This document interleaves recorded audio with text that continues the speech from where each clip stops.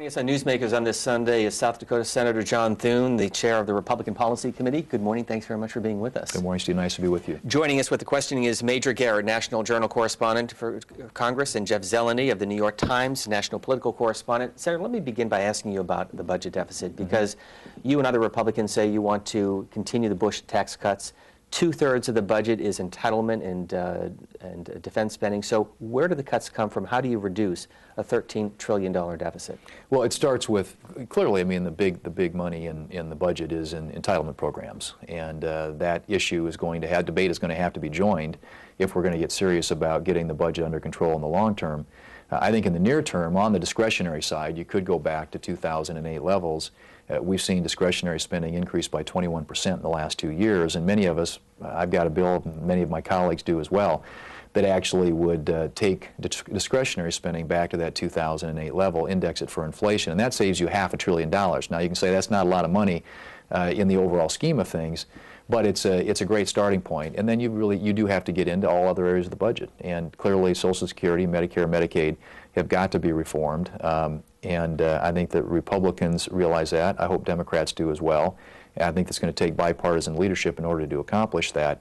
But the first thing we've got to do is get the economy growing again. And that's where I think, even though people talk about these tax rate extensions, being, if you look at the CBO numbers, harmful to the deficit in the long run, if we don't start growing the economy, that's going to make the deficit situation even worse. So you've got to get the economy expanding again, and you can't do that by raising taxes on businesses.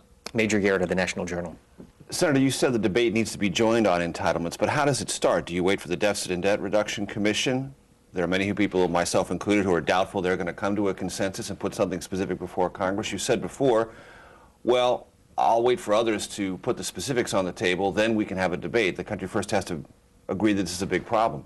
But who really starts that? I mean, if you guys don't start it as the minority party who wants the majority status, who is going to start the debate? And once you do start it, on what kind of specifics? We've got some ideas out there. You've all seen Paul Ryan's put forward a very, I think, prescriptive remedy for this that has a lot of specifics in it. I think, endorse it? Well, I've looked at it. I think there are things in there that I think need to be on the table. I'm not sure I'm going to endorse everything in every aspect or every component of his plan, but at least he's got something that's very specific with regard to Medicare and Social Security. I think Republicans recognize that this is something we can't do alone, and we are in the minority right now. There is this debt commission, and I think we hold out hope that there will be some recommendations that come from that perhaps can be acted on in a bipartisan way.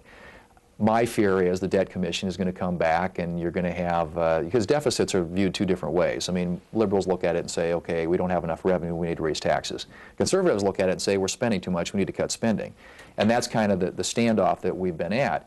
I do believe that you can't deal with these deficits absent having scrubbed your budget and figured out where are you going to cut spending, where are you going to try and reform these entitlement programs to achieve long-term savings in the budget. I don't think you can even talk revenues until you do that. So the question is, does the Debt Commission come forward with some combination of things that ends up being a standoff, or will there be things that come out of that we can pick and choose and say, these are things that we need to do in terms of entitlement reform?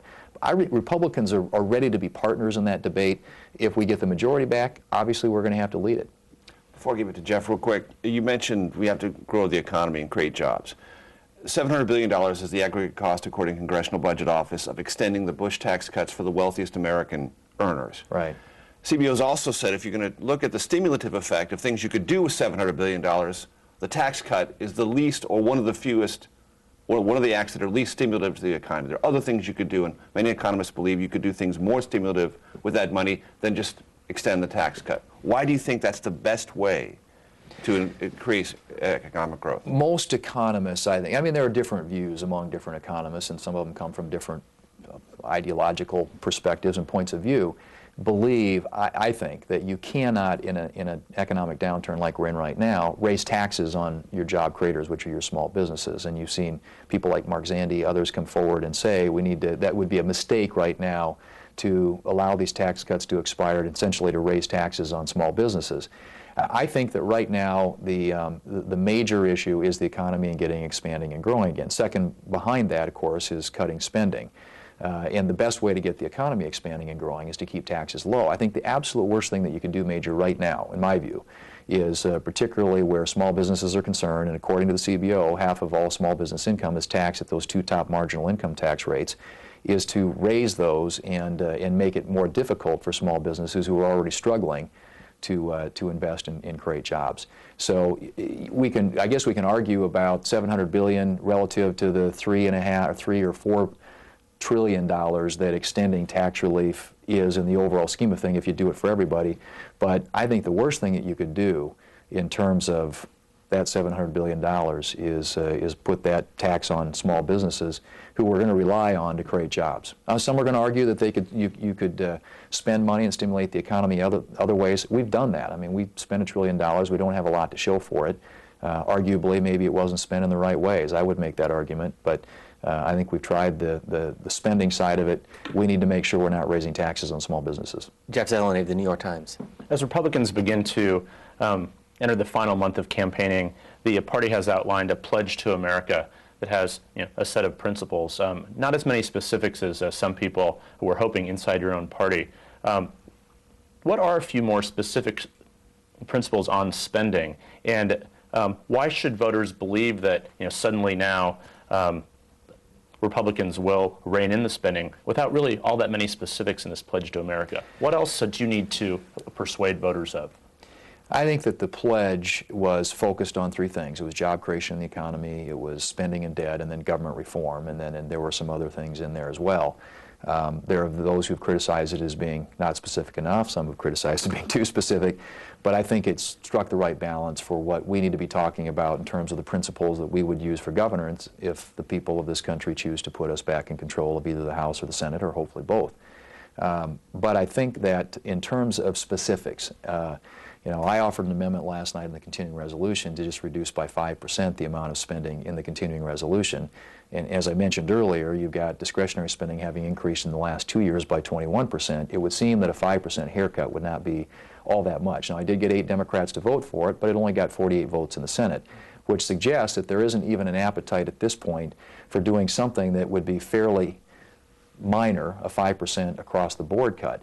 If you took specific programs, I'm on a bill right now to repeal the Class Act. I mean, I think that's going to be a huge budget buster long run. I think you could freeze federal hiring. I think you could do a lot of things in travel. I think there are specific areas that you could target. There are more general approaches, which would be an across-the-board approach, which most people advocate because it doesn't get into the weeds of us making those decisions. It requires agency heads to make those decisions.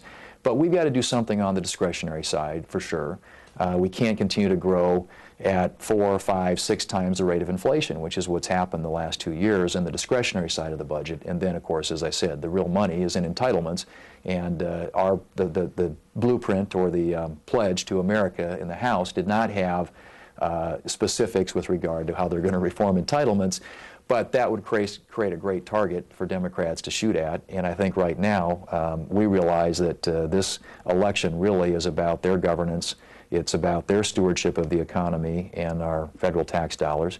And we realize that if given control back, we're going to have to put together a plan to deal with entitlements. So for right now, it's about firing them, not necessarily hiring them. Well, I think that part of the pledge was to at least demonstrate to the American people these are the things that, these are general principles, in some cases, some specifics. I mean, there were some things in there on job creation, extending bonus depreciation, doing something, a deduction against income for small businesses, those sorts of things. But for the most part, general governing principles that if we're put in charge, we will put to work. Now, whether or not that attracts people to us remains to be seen. This election, I think, largely is about the Democrats and the last 2 years of their governance, and I think that's what people are reacting to. My view is, in the long term, for Republicans to become a governing majority that is attractive to the American people, we also have to lay out an agenda. This was a first step in that direction. Obviously, a lot of specifics have to follow. But the president says your party drove the economy into a ditch, and he's trying to pull it out. I think that, though, what I would say to that, Stephen, and I don't disagree that the Republicans contributed to where we are today. I mean, there's no question that, and one of the reasons I think we got fired, when we were in control here is because our supporters believe that we had lost our way. So there's plenty of blame to go around. But you cannot divorce yourself from what's happened in the last 18 months. And in the last 18 months, we borrowed $1 trillion from our children and grandchildren for a stimulus bill that has done nothing to create jobs in the private sector. It's added 250,000 jobs here in Washington, D.C. We've got this massive health care bill, which is now imposing lots of new mandates and taxes on small businesses, which I hear about all the time in South Dakota and across the country, creating a lot of uncertainty about what comes next. You had a cap and trade bill that imposes a big energy tax on businesses in this country. There isn't anything that I can point to that has been accomplished in the last 18 months. It actually creates jobs. In most cases, it kills jobs. And what we're arguing is that this is the wrong direction. And the policies the President has employed, while he can blame the previous administration, and if he wants to go way back to 2006, previous Congresses, there is a very clear record now of their governance, and I think they have to be accountable for that to the American people. Quick question on the way Washington is, or Congress is leaving town. Are you comfortable, Senator, within the confines of the gentler mechanics of the Senate, to have one of your colleagues, Jim DeMint, essentially declare that if he doesn't clear legislation or an executive calendar item, the Senate does not move? Are you comfortable with that kind of confrontation within the way the Senate has traditionally and historically operated? I think the Senate, the prerogative that any senator has in the Senate, because the rules of the Senate is, one senator can shut the place down, and they always say the only rules in the Senate, the two rules in the Senate, unanimous consent and exhaustion, if you wear somebody down. But I guess, many of my colleagues have different tactics. They use their prerogatives as senators in different ways. In the end, if the Democrats want to get the votes on a piece of legislation, they can file cloture and they can shut off debate and they can stop one person from shutting the Senate down. I think that I'm not going to pass judgment on any of my colleagues with regard to the tactics that they employ to try and achieve the objectives that they want to achieve. But in order for the Senate to function effectively, you have to, at some point, have the necessary votes to get the 60 votes to get things done. The one thing I will say with regard to, I'm not going to defend all the tactics that my side employs, but if you look at the tactics the other side has employed, Harry Reid, the majority leader in the Senate, has filled the amendment tree more times, 40 times, than the last 6 majority leaders combined. Now, you know this, and I think everybody here knows this. Filling the amendment tree, basically blocking amendments. Yeah. An amended piece of legislation and an open debate about alternative points of view. Which historically is the tradition of the Senate, a free-flowing, open amendment process. And filling the tree 40 times is extraordinary. And it's, I think it's a reflection of sort of the some of the acrimony that exists in the modern Senate, but also I think reflects in some ways the division that exists in the country with regard to some of these big issues as well. We have about 10 minutes left. Jeff Zeleny.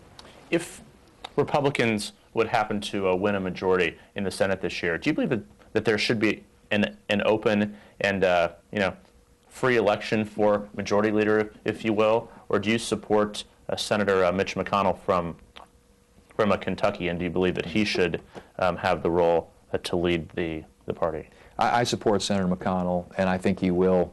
I think he'll have broad support both from members who are going to be here, who are currently here, incumbents, and then a lot of the new members that will be coming in. I think people recognize that he's been a very effective leader for Republicans in the Senate. And in a time when you were as deep in the minority as we are historically, and having 40 seats up until the Massachusetts election, now 41, I think he's been masterful in the way that we've been able to fight the good fight on health care and a number of other issues where clearly we're outnumbered, and the Democrats, if they want to, can run the tables. Now, they have done that, too. They've governed very much with one-party rule on a lot of these major issues that we've debated. Are there any risks for the party, though, of this confrontation, if you will, between Senator DeMint and Senator McConnell? And what do you believe that the new makeup of the Senate will look like next year in terms of governing? I think it's going to be a different Senate. We're going to have a lot of new people, and a lot of people who got to the Senate, in many cases ran campaigns that were about a very distinct agenda. And I think it coincides with what many of us who are there want to see done. These are people who got motivated to get involved in these campaigns because of a concern about how fast government has grown, how big government has gotten. If you think about it, really, we've seen the most massive expansion of government since the 1960s, just in the last 18 months. And that, I think, is what is animating a lot of this grassroots movement around the country, and which generated a lot of the campaigns and the candidacies of some of these folks. Is it good long-term for the party, though? Well, I think it brings a lot of energy, and if it'll enable us to have the political wherewithal to solve these big problems, which we need. I mean, right now, Republicans are going to have to lead with a lot of courage and boldness in order to take on some of these big issues. And I think what you're seeing is that movement out there is generating the kind of energy and intensity behind these issues that I think could be very useful to us in the Senate. But it will be a different Senate. There are going to be a lot of new faces and some probably pretty strongly held views. You know, we'll see how that works. I think you say that with a smile. Well, I just think it's a, you know, it's a diverse country. It's a great country, and you know, many of the candidates that are running on both sides this year are people who maybe don't have long resumes or experience in politics or government. They're going to be people who come to this with very different backgrounds and life experiences, but are very motivated. And I think all the fresh eyes and sharp elbows. Well, that's true, and I've campaigned for a lot of them around the country, Major, and what strikes me about it is that these are people who really are concerned about the direction of the country and really motivated to do something about it. And many of them want to get here and they want to do the right thing. Speaking about doing something about the country, you've made it clear that you're considering running for president in 2012. 3 questions. Why do you believe you're qualified? Do you have the fire in the belly? And how soon would you begin to put this in motion? I think that, you know, obviously I've not made that decision yet, and to be fair, I'm working diligently to elect more senators and House members in the midterm elections, because I think in the near term that's the best thing that we can do to change the direction of the country. Which would not in any way, shape, or form be harmful if you decided to run for president next year. And I'm not you know, ready to debate fully that issue, but I do think that in terms of the presidential landscape and what happens in 2012, I think it will be shaped some degree by what happens in 2010. I think there will be an opening there. I think our side is looking for new Reagan-esque, right-of-center leadership, someone who can, in a hopeful way, inspire people to change the direction of this country. And I think that if somebody were going to get into that field, you know, clearly by sometime early next year, you'd have to do that. And I didn't get into the whole, you know, I didn't answer all your questions, but... Fire in the belly. No, you didn't. Well, fire in the belly, I think, is something that, you know, for me, I see this and always have as in a way, a responsibility, a duty. My father instilled that in me, and public life, I think, is a great calling. And if you think you can make a difference, then you ought to be in the arena. And if I were to decide to do that, I would do it all out.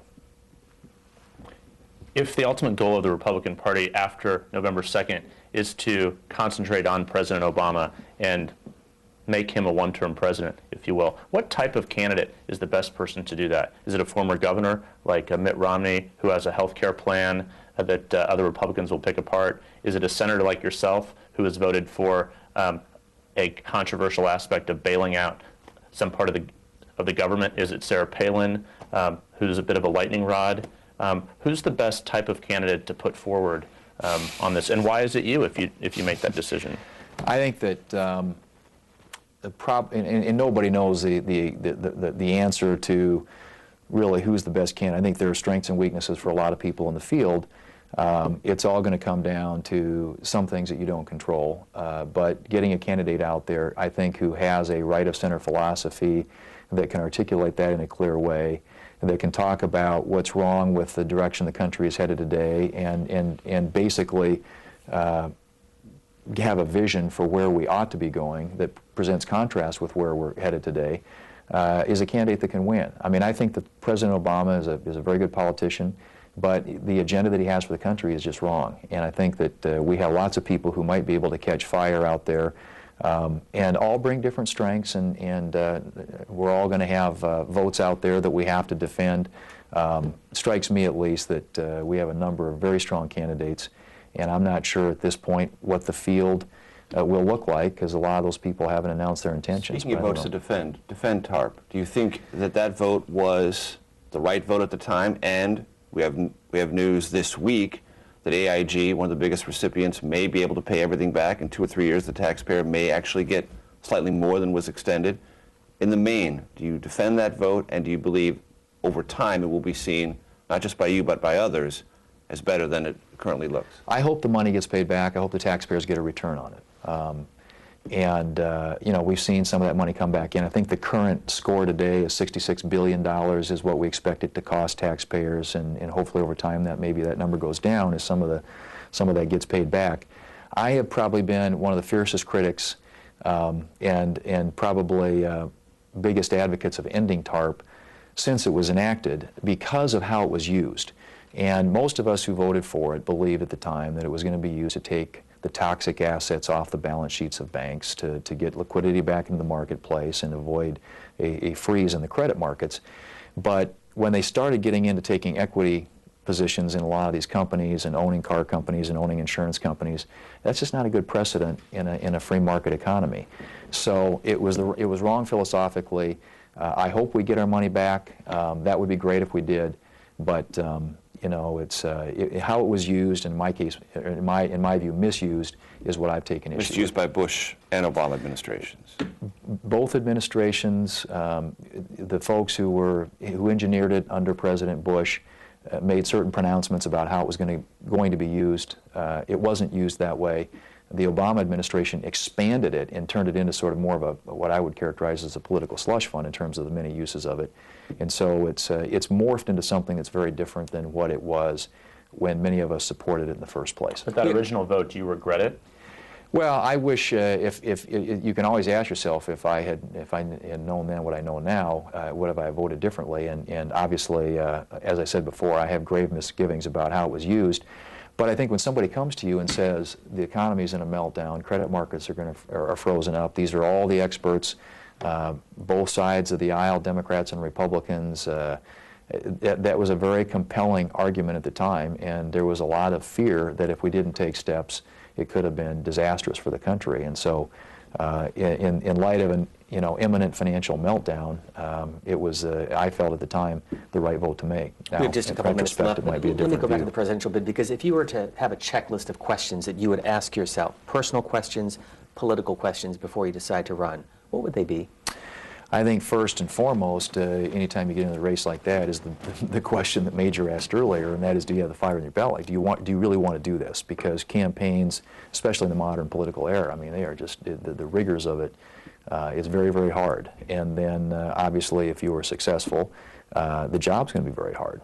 This is not going to be an easy time to govern because there are hard decisions ahead for whomever the next president is. And so I think you have to ask that fundamental question and come to that conclusion, and then you obviously have to make sure your family's on board. I wouldn't do anything that my family didn't support, because I've seen too many people who get into politics and it ends up sort of wrecking their families because they hadn't bought into that enterprise. And I think then you have to, you got to get into some of the more practical considerations. Can you raise the money? And then those are very real questions that you have to try and answer. And is there support out there? And do you see a pathway with the attributes that you bring to this to get there? So those are all things, I think, questions that you have to ask. After November 3rd, whatever the numbers are, will the country understand that there is a Republican Party with a Tea Party component, or a Tea Party with a Republican Party component? I think it will be a Republican Party, and I don't think the Tea Party wants to be adopted. I think they view themselves as a very independent movement.